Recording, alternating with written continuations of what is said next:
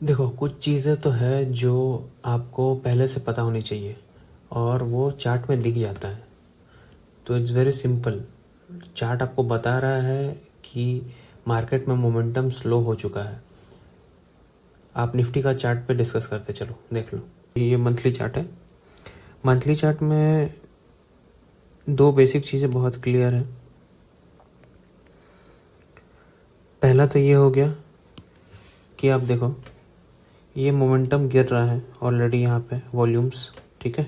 And आप candles की structuring देखो, टॉप पे बन रहा है हैमर, वो भी उल्टा।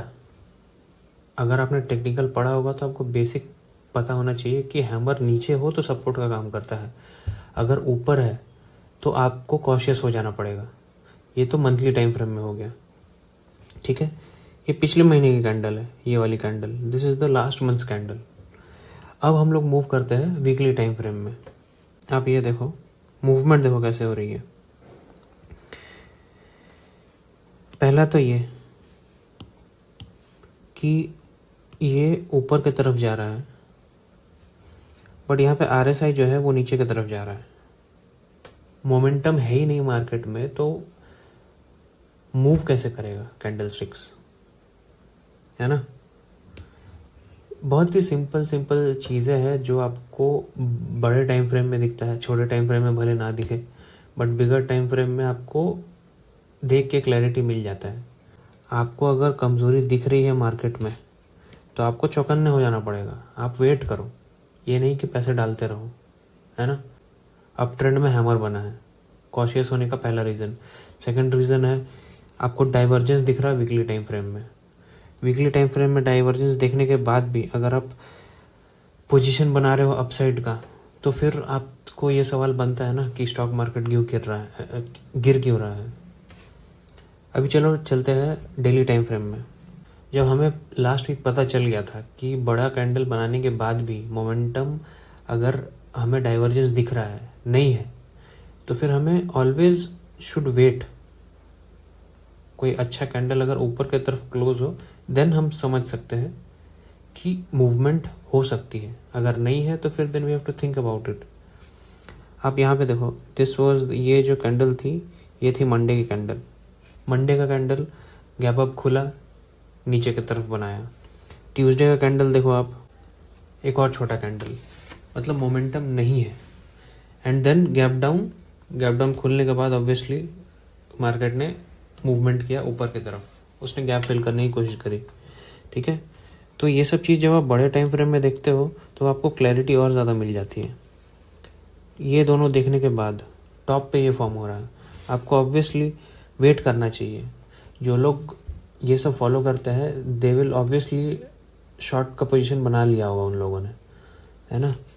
शॉर्ट का पोजीशन ये देखो, इस दिन ये बनाया, अगर आप यहाँ पे भी एंट्री लेते हो आपका स्टॉप लॉस इतना ही रहेगा, बट आपका टारगेट देखो कितना मिल रहा है आपको, है ना। और इसको अगर आप ये भी समझ रहे हो कि चलो ठीक है, मुझे नीचे डाउन साइड का टारगेट नहीं दिख रहा है, तो आप छोटे टाइम फ्रेम में और मूव हो जाओ ना, थोड़ा और कॉशियस हो जाते हैं।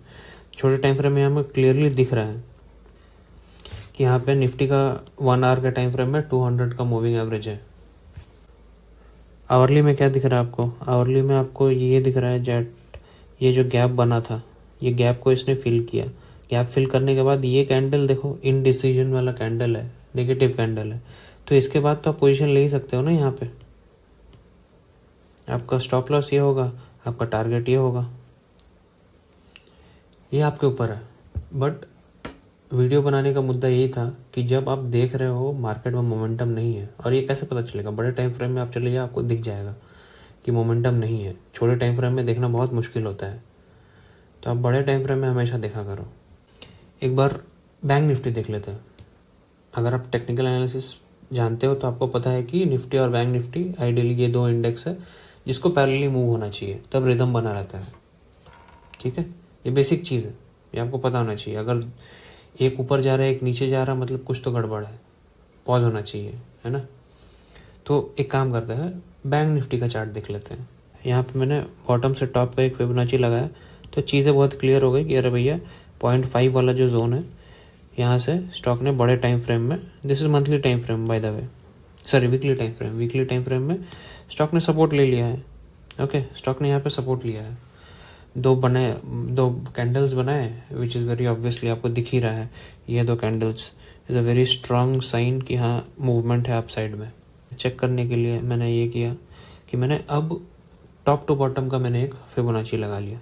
टॉप टू बॉटम का फिबोनाची में आपको क्या पता चलेगा, यहाँ से अगर आप एक फिबोनाची लगाओ बॉटम तक का, तो इसके ऊपर क्या होगा, मैं जनरली ये यूज़ करता हूँ जस्ट टू सी कि सबसे क्लोजेस्ट रेजिस्टेंस क्या होगा, closest resistance.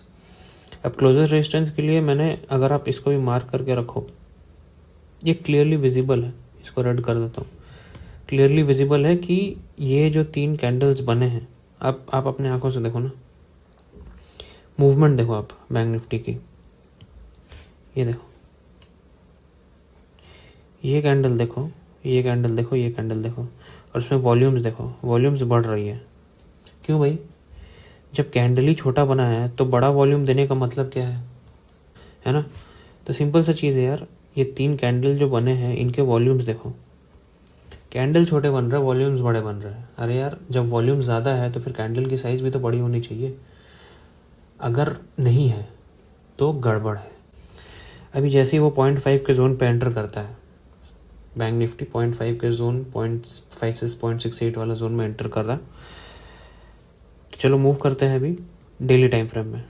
Daily time frame में ये गया तो ऊपर, ये इतना बड़ा, ये मंडे का कैंडल कौन सा है, ये मंडे का कैंडल है, मंडे का कैंडल है। आप देखो मंडे को आपको निफ्टी का कैंडल याद था कैसा हुआ, गैप अप खुला, रेड कैंडल बनाया, फिर ट्यूसडे का कैंडल बनाया रेड, बैंक निफ्टी ने ट्यूसडे का कैंडल बनाया ग्रीन, ठीक है।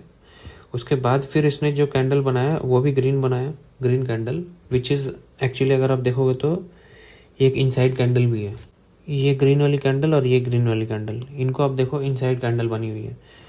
और ताज्जुब की बात यह है कि जो वॉल्यूम बना हुआ है वो उल्टा पुल्टा है, वॉल्यूम बड़े हैं, कैंडल छोटे हैं, कौन पार्टिसिपेट कर रहा है, कौन बाई कर रहा है। क्लैरिटी मिल गई आपको। अभी देखो क्या हो गया, जैसे ही मूवमेंट ख़त्म हुआ, जैसे ही मोमेंटम ख़त्म, इसके नीचे स्टॉक ने लगाया छलांग और सीधे डाउन। कितना डाउन, इतना डाउन। जो शॉर्ट की तरफ पोजीशन बनाया है उनका स्टॉप लॉस ये है, एंट्री ये है। अब बने हुए हैं नहीं बने हुए, that is up to them. Technical follow करते हो तो आपको कुछ चीज़ें पहले से पता होती है ना। और divergence is a very strong tool. Divergence अगर आप नहीं देखते हो तो बड़े टाइम फ्रेम में देखा करो। क्या होगा कि डेली अगर आप ट्रेड करते हो तो आपको थोड़ा बहुत आइडिया मिल जाता है डाइवर्जेंस से, है ना, कि आगे आने वाले में मोमेंटम क्या हो रहा है। ओके, चलो बाय बाय।